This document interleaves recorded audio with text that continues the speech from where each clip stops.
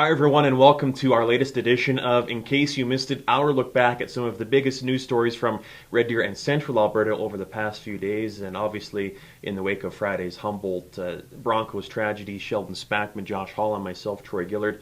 We're all here on Thursday in support of Jersey Day for the Humboldt Broncos, and I know, guys, this has really hit hard for everyone across Canada, but also us here in the newsroom. Sheldon, you're a Saskatchewan guy, born and raised pretty much, and I know that this hits near and dear to your heart. Yes, it does. Absolutely. I'm, a native of Saskatchewan, and I have a son that plays hockey, and he's ridden the bus, and there's a lot of people that can relate to this tragedy, and as a parent, it's unthinkable. Absolutely, Josh. You've got a young child at home too, and you've spent time on buses, doing junior hockey games in BC. Yep. I mean, I can't disagree with anything Sheldon just said, but like you say, I've spent time around and interviewing junior hockey players, and even on that note, one of the victims that died, as everybody knows, was a play-by-play announcer. So it really does hit close to home, and it's tragic. And even yesterday, with the news that the athletic therapist passed away, so it's tragic all around. The start of my broadcasting career took me to the Elgar Peterson Arena. I actually did color commentary for a couple of Humboldt Broncos games, so I have a very small tie to the Broncos franchise, but it really does help me put things in perspective, and that I know what junior hockey means in that part of Saskatchewan, and really obviously through our work with the Rebels, what junior hockey and hockey means across Canada. I don't know that we'll ever be able to fully comprehend what happened last Friday in Humboldt, but obviously our team here at rdnewsNOW, our thoughts are with everybody who's been affected by that unfortunate situation. We got really lucky here on Wednesday morning, guys, because a school bus and a pickup truck collided just east of Sylvan Lake. Only a handful of kids were on the bus at the time.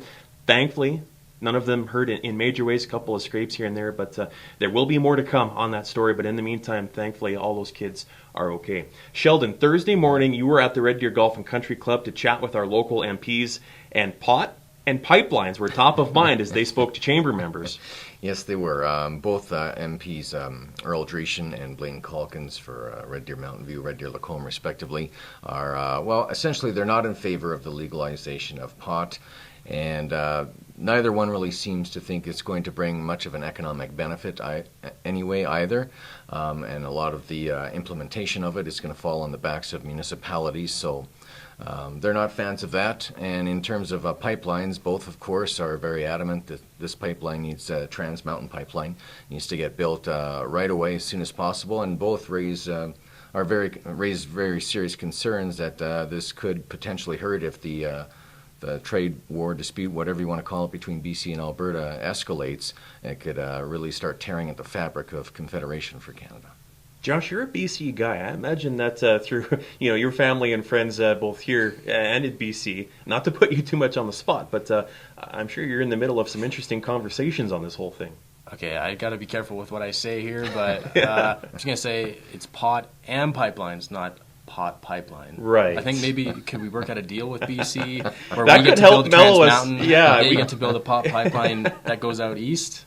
Absolutely. We'd be a whole lot more mellow if that were the case, for sure. I like your thinking. All right, coming up this weekend, some big events, Sheldon. You'll have a wrap on the volunteer fair as we kick off National Volunteer Week, and I suppose you guys are probably going to both be there at the celebrity dance-off as some guy tries to strut his stuff out there on Saturday.